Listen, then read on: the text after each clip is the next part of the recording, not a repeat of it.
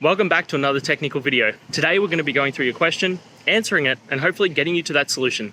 Guys, remember to stay just a little bit crazy just like me and get through to that resolution. Now, let's get started.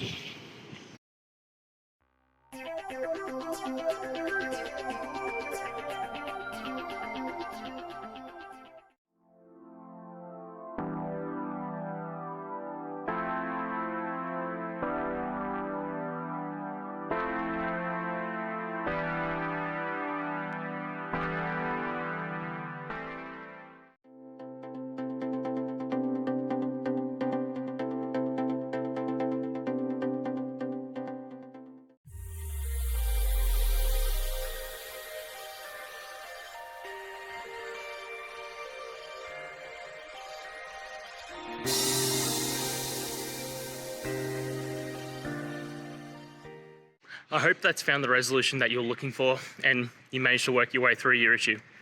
Please, if it did help, hit subscribe. I'd really appreciate it.